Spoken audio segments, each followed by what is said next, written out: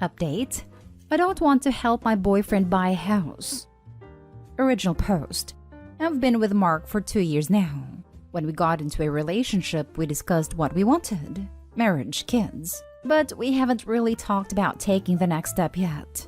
Mark's dream has been to own his own house. He has been saving up for it, but because we live in a medium to high cost of living city, it's not going as fast as he'd have liked. Yesterday, he asked me if I would consider covering rent and utilities for a year while he aggressively saves. Frankly, I'm not 100% on board, and I told him. I asked him if he has thought about marriage. He said that it might be too soon, and I agree, but that he definitely loved me and saw a future with me. I asked him if the house would completely be his own or if we'd buy it together. I decided it would completely be his own because we aren't married yet, and buying a house together would be risky. I asked him if he'd pay me back his share, and he said eventually. I have inherited a house from my grandmother in a high cost of living city, which I'm currently renting out. I do not want to lose it, and when I inherited it, Mark and I agreed that if we ever head towards marriage, he's fully on board to sign a prenup that ensures he has no claim on it. Here's my problem. Mark has not done anything for my grandma's house. Neither have I. The house was in perfect condition. I rented it out within months of finalizing the inheritance. But he literally has no reason to stake a claim. But by covering rent plus utilities, I will be providing monetary assistance to him, and if we break up, I'd have lost quite a bit of money for seemingly no reason. In a way, I'd feel entitled to a part of his house. Is this a selfish way to think? I love him, but I don't want to assume this risk, especially because our future together is not clear. I asked him if he'd consider moving in with his parents, and I'll find a roommate, temporarily for a year so he could save up the money.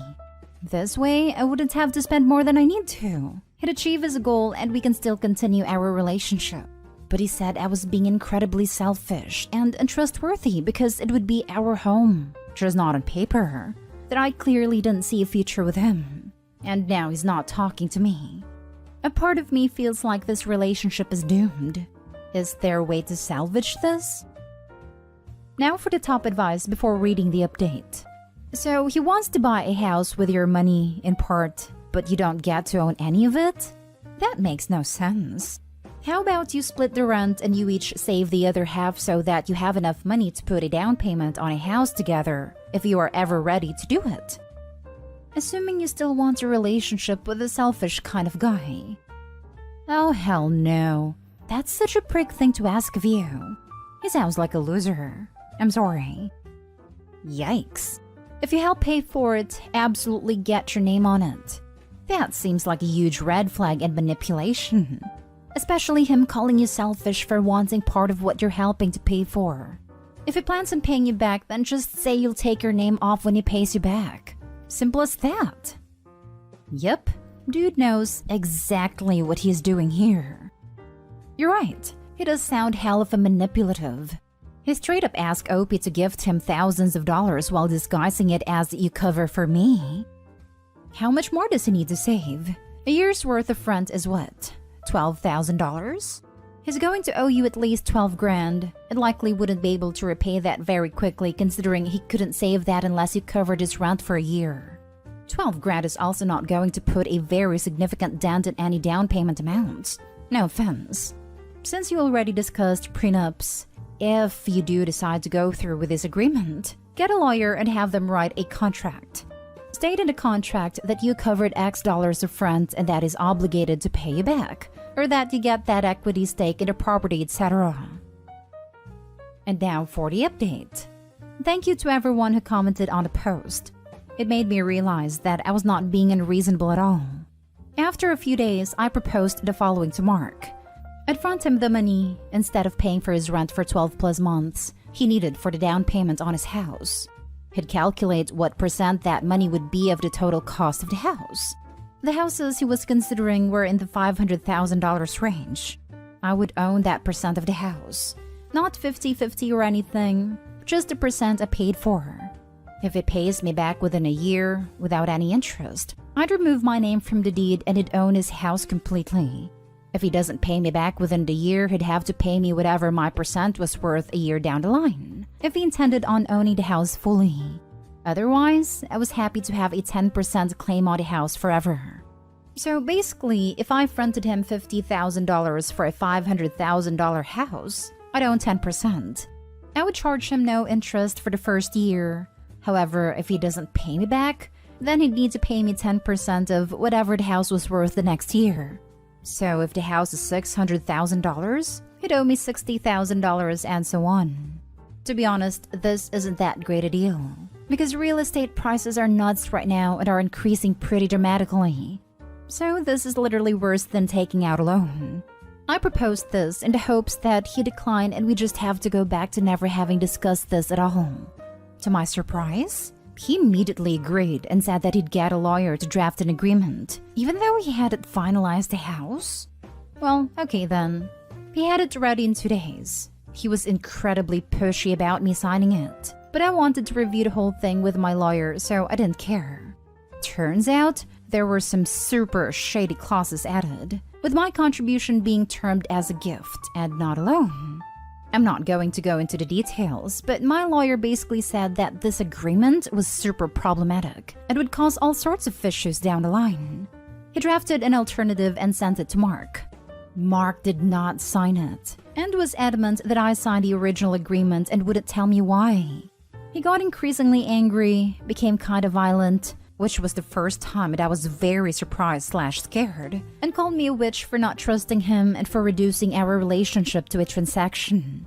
After 2 whole days of this, of emotional manipulation and gaslighting, I decided that I no longer trusted or cared for this man, and there was no way in hell I can continue to be in a relationship with him. So yeah, I'm out of that relationship, y'all, and my money is all mine. All I can feel is peace. Too long didn't read. Mark is now an ex. Your proposed plan was well thought out. My contribution being termed as a gift and not a loan. Wow. So it turns out he was a con man all along. A long con to steal $50,000. Mark is now my ex. Even smarter move. I believe for his mortgage to be approved, he'd need to show the money was a gift and not a loan. If he has another loan listed of $50,000, it's going to change the terms of his mortgage. All in all though, good move not getting involved. It had disaster written all over it. That makes sense. But he could have told her that and explained it and asked if that was okay. But he didn't. He had it hidden in the small print and never mentioned it to her. I guarantee his lawyer would have drawn his attention to that fact. It took her lawyer to spot it. There was a huge chance he'd have used that clause to never repay her. As a banker, I see things, and money and family/friends should never mix. Good on you for protecting yourself. My sister was one of the bank people with a desk, so higher than a teller but not a manager at a branch. And the stories she told? The guy never had any intention of paying you back that $50,000. I wouldn't be surprised if his plan was to string you along with a promise of marriage and milk you for rent money as long as possible. Good on you for seeing through his BS. Agreed. I think him getting violent, seriously, what a piece of scum, confirms that he ultimately viewed OP as nothing more than an ATM. Called me a witch for not trusting him. I can't say this with 100% certainty, but I'm 100% positive every single piss-taking grifter's final words are exactly the same. Translation, how dare you find out and call me out for knowingly trying to rip you off. It really does light up how little shame they have and how manipulative and comfortable they are, acting like a decent person to get what they want from you. Once you translate that line, you get the benefit of a little shudder and ew when you think of that person, so getting over them is easier. Now for the last story. Update. My husband is lying about working late. Original post. I am 32 female. My husband of 5 years is 37 male. Since early 2020, he got a promotion. He told me one of the responsibilities of this promotion was that he had to work until 9:30 p.m. every Friday.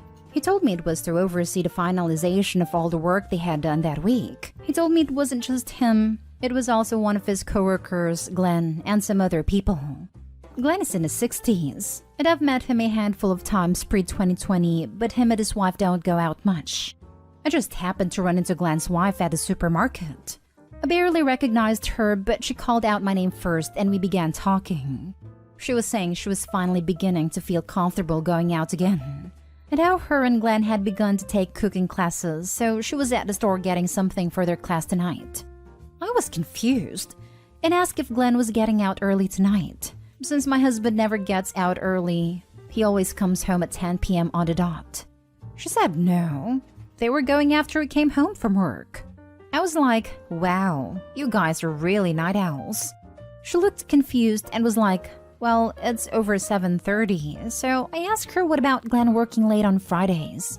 And she was so confused and was like, he's never worked late on Fridays. So it was pretty awkward and I just told her to enjoy her class and left. I know he said it's Glenn he's working late with. He talks about it all the time. After everyone left, me and Glenn got eggs for dinner. Glenn complained how tired he was the whole time, etc. He normally comes home at 5:30. His phone is always off at work, so when I try to call him, it went right to voicemail. His direct office phone just rings, and the actual company line, so I can't reach anyone because it's after hours. I don't know what to do until he gets home. I know I need to confront him, but I'm terrified of what he's going to say.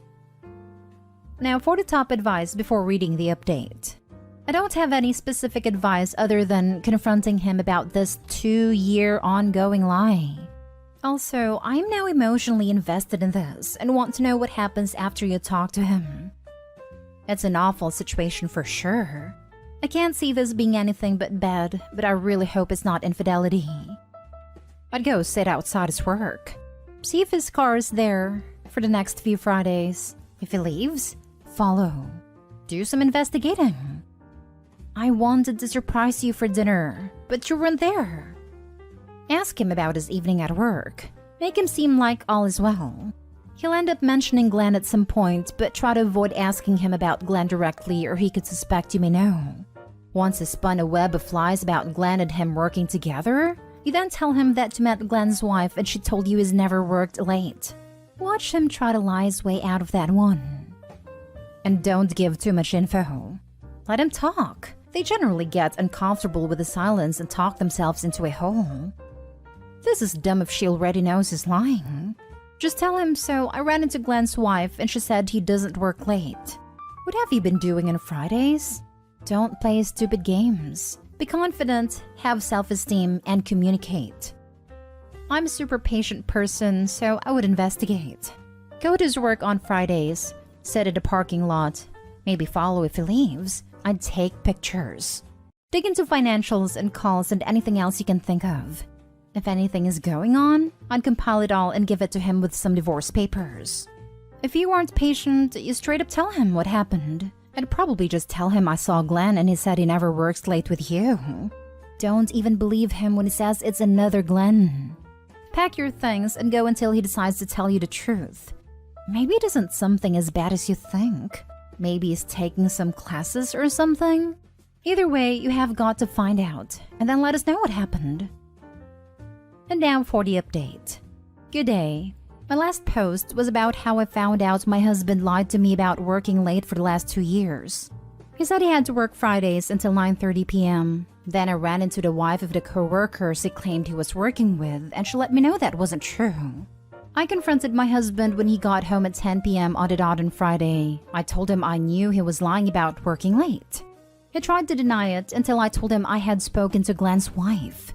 He then tried to say Glenn had stopped working late recently, but then I let him know that Glenn's wife told me he had never worked late. Eventually, I found out he was cheating on me with a woman down the street from us. She has 2 entrances into her driveway, and he would use the north entrance and then park in her garage, so even if the kids and I drove by, we wouldn't see. Then he would leave her house at exactly 9:58 to be home at 10. I am leaving him, which he doesn't want. A lot of people said to get proof of his cheating. In our state, it doesn't make a difference if I had proof of adultery or not. Thank you to everyone for your comments and well wishes. Have a great night. I am so sorry. You deserve better, and I'm proud of you for leaving. You do what serves you best. I mean, after all, he had no issue being profoundly selfish, a liar, and a sneak for 2 years, so he shouldn't be surprised. Divorce sucks. It's scary and stressful, but it also has another side at the end which will hopefully be filled with calm and healing for you and your children. Best wishes. I'm so sorry that you have to deal with this. This. The audacity of the man to claim he doesn't want her to leave him after cheating on her for 2 years. What the hell did he think was going to happen? I had been so hopeful there was another Glenn or some kind of misunderstanding for your sake. Really sorry to hear this. Wish you the best luck, OP. That sucks. So he probably went around her house on other days than Fridays. Talk to a lawyer before doing anything. You should stay in your home and ask him to leave, because that gives you an advantage. Yes to this. Don't leave the house at all. Consultations help a lot and are usually free or cost around $30 to $50. You do not have to use a lawyer or pick the first one you come across. Shop around. The paperwork is not hard. I did the first steps myself. I'm sorry this happened to you. What an absolute piece of. I can write a thesis about what I think of him but won't change anything. You made a right decision, and you will end up better and stronger. You're so strong standing by your decision and not let him emotionally manipulate you. You have no idea how strong you are. Well, at least for me. Hugs from far and electronically. We're proud of you. We support you. You didn't deserve this.